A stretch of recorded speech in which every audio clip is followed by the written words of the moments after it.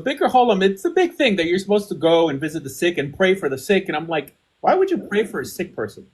I mean, assuming you're convinced that God placed him there, and even if he didn't place the individual in the hospital as a sick individual, you're saying that.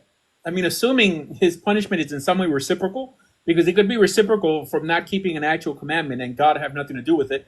Like, who are you to alleviate it just because you prayed in his behalf? Like in the Jewish world, there's people now that before they pass away, they'll donate money to a yeshiva. So the Bachrim could say Kaddish when the person dies because he doesn't have Jewish relatives to get him out of Gehenna earlier. So it's indulgences all around. So I As don't know. regards Korach, then, or any other, let's say in the Torah instances in which God at least presents himself, or the text seems to suggest that he intervenes in the reality.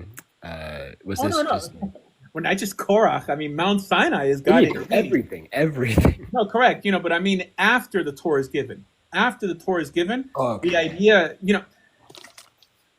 it seems that now the punishments are reciprocal for not keeping commandments, but they're kind of bundled into the command itself, right? If you work 7 days a week, you're whatever, you're going to get wrinkles, right? So from that perspective, after the Torah was given, what else does he have to say? And why would he give you commandments if you could just get him to alter the repercussion for not keeping commandments just because you prayed in behalf of somebody else? That's kind of hard for me to articulate. So it's easier for me to say God doesn't know. All right. Was Korah before or after Sinai? Sinai. What do you mean? Korach, when he and his guys are pulled into the earth. Oh, no. Okay. So when we say Sinai, we don't mean Sinai. The Torah wasn't given on Mount Sinai. The transmission began on Mount Sinai and it ended at the end of Deuteronomy. Colloquially we say Torah from Sinai because we're really alluding to the Luchot, to the actual tablets. But the whole Torah was given, all through the wilderness. Yeah. Is there anything divine that happened or supernatural that occurs in Joshua?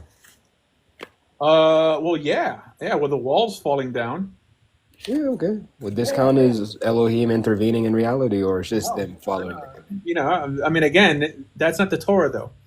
So interestingly enough, the book of Joshua is almost considered like the sixth book of Moses because it's the only. I mean, it's the one that puts the final stamp because it actually has them entering the land of Israel.